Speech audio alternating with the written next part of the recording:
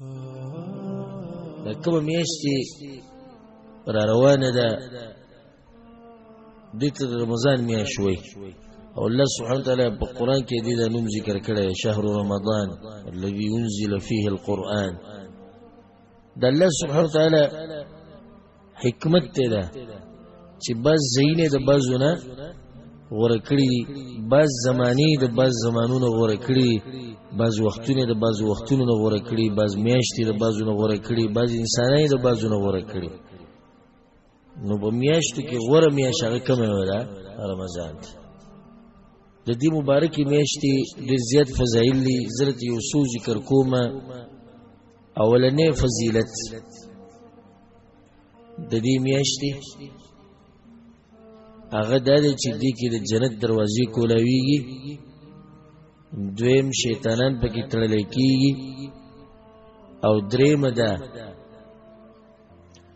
چې د الله طرف نه آواز کوونکی آواز کوي چې اے د خیر اراده لرونکیا راځه او اے د شر اراده لرونکیا نور بسک. د دې میاشتې فضیلت او دلیل به ته بیانومه د الله سبحانه وتعالی په توفیق سره.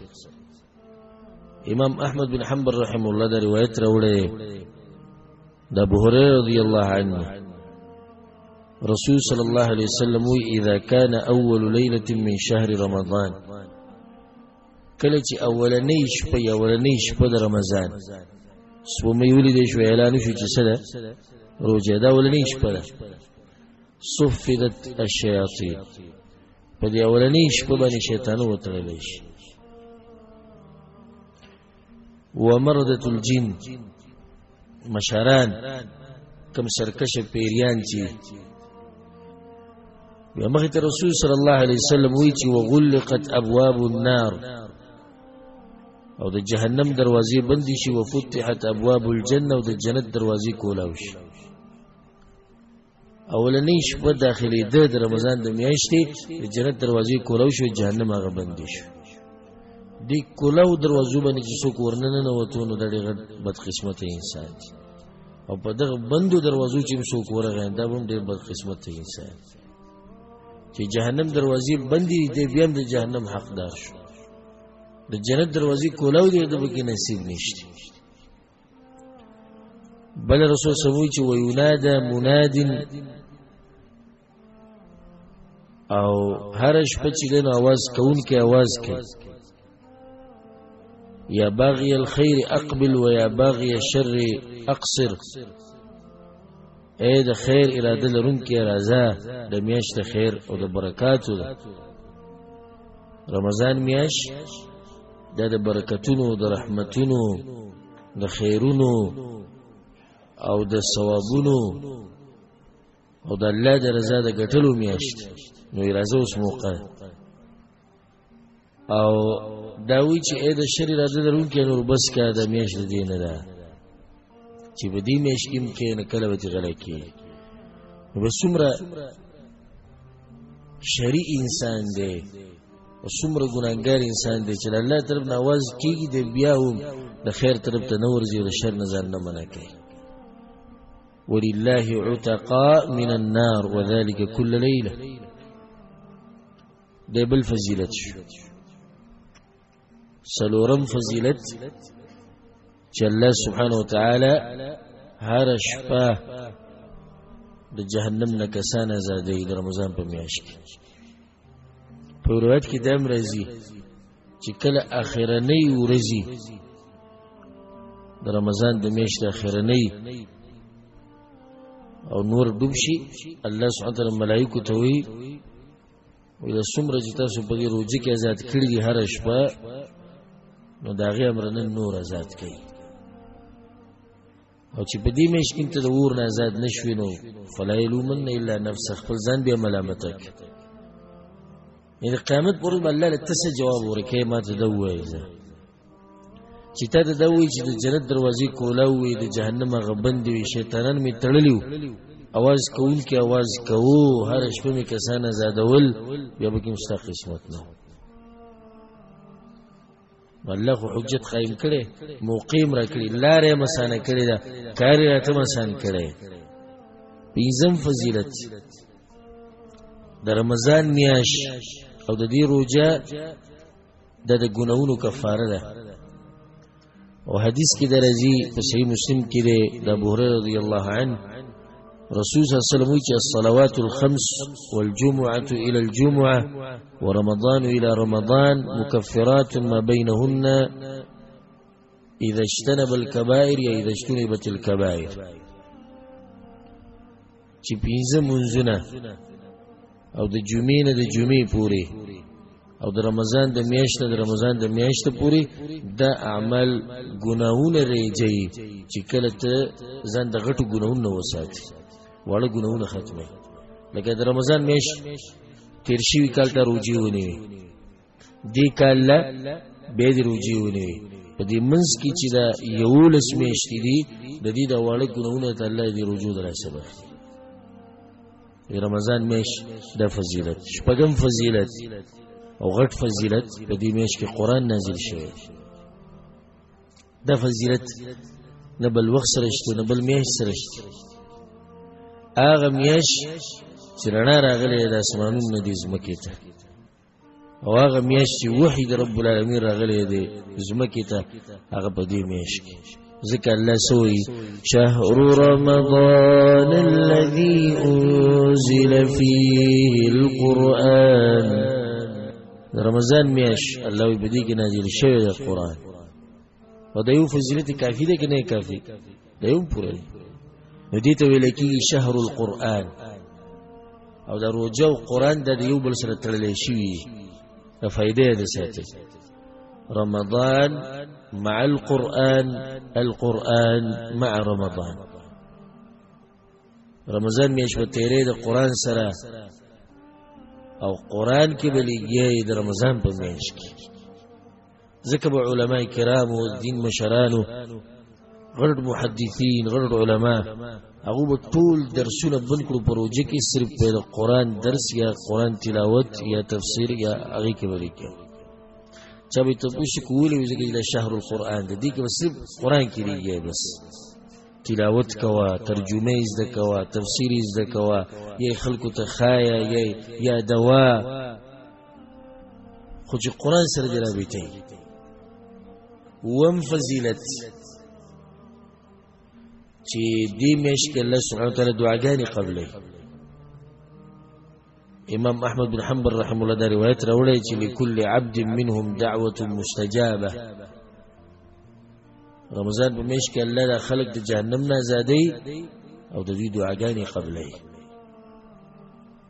نو دا د دعاګانو میاشت اتم فضیلت په دې کې یو شپه ده چې هغې ته لیلة القدر ویلی کېږي او هغه د زرو شپو نه غوره ده دا نه چې زرو شپو په شان د زرو شپو نه غوره ده لیلة القدر خیر من 1000 شهر په دغه شپه کې ملائکه راکوزیږي د دنیا اسمان ته او فیصله کیږي د تقدیر او تقدیر تقسیمیږي او د الله رحمتونه راوري او دغه یو شپه چې عبادت وکړي لکه څو کاله چې عبادت وکړو دریاتیا کاله تقریبا دریاتیا کاله عبادت وکړو نهم فضیلت رمضان په میاشت کې ثوابونه نیکیانې ډېرېږي نو په دې میاشت کې چې څوک عمره وکړي لکه د چې حج وکړي عبدالله بن عباس رضی الله عنه روایت او امام بخاری رحمه الله راوړی چې رسول صلی الله علیه وسلم یو زنانه ته وویل انصارو ما منعکی ته څه شي منع کړی زموږ سره د حج کړی وی که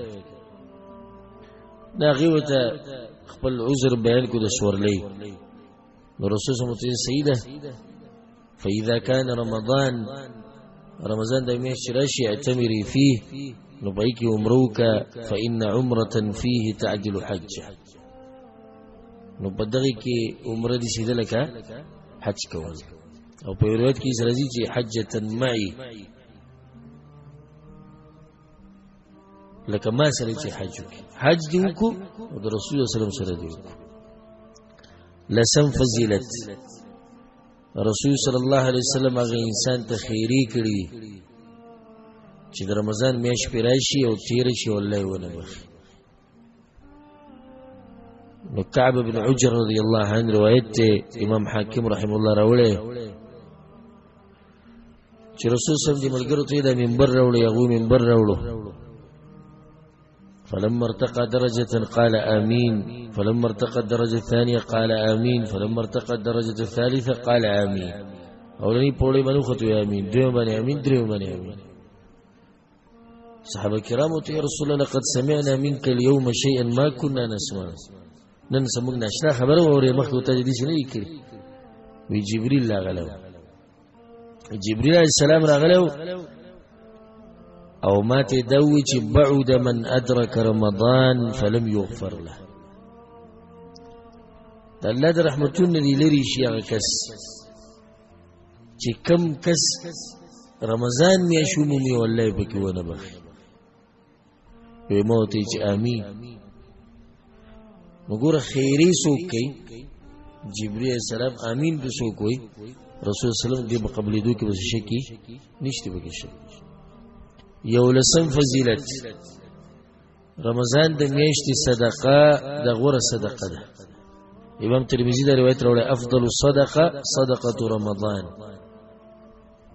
دولسم فضیلت چې الله سبحانه وتعالی په دې میاشت کې د اسلام د عظیم رکن په موږ لازم کړی. د دې میاشتې فضیلت شو. رمضان خو میاشت کوي، په دې میاشت کې موږ څه کوو؟ روجی نیسو. نو روجه الله په دې میاشت کې په موږ لازم کړه. د دلیل دی د دې میاشتې په فضیلت باندې. ذکر رسول صلی الله علیه وسلم په صحیح بخاری سے مسلم کې حدیث ته من صام رمضان ایمانا واحتسابا غفر له ما تقدم من ذنبه. چا چې روجه ونیوه رمضان د میاشتې الله بوله تیر شوي ګناهونه ټول وبخي. دې کې تاسو ته ناشنا فائدہ بیان کړه. د عرفات د ورځې روجه نیوه، د محرم د میاشتې روجه نیوه، فضیلت دا دی چې تیر شوي کال د راتلونکي کال ګناه به وبخلی شي، یا به د تیر شوي کال ګناهونه وبخلی شي. خو دې ته ګوره چې د موږ سوچ نه دی کړی چې دې ذکر رسول صلی الله علیه وسلم د تیر شوي ټول عمر ګناهونه وبخلی شي. دغه روجې چې راشي موږ ډېر په جذبه کې یو. خیال مې کې د محرم د میاشت د روجې چې راشي او دغه د عرفات لکه د 2 کالو ګناه بخي او د 1 کال ګناه بخي. دې ځکه د ټول تیر شوي عمر ګناهونه ته بخي. د دې فضیلت د هغې نه زیات. دیارلسم فضیلت په دې میاشت کې د شپې لمونځ کول د هغې خاص فضیلت. من قام رمضان ایمانا واحتسابا غفر له ما تقدم من ذنبه. چا چې د رمضان په میاشت کې د شپې لمونځ وکړو، رمضان میاشت یاده کړې ده، الله به له تېر شوي ګناهونه وبخي.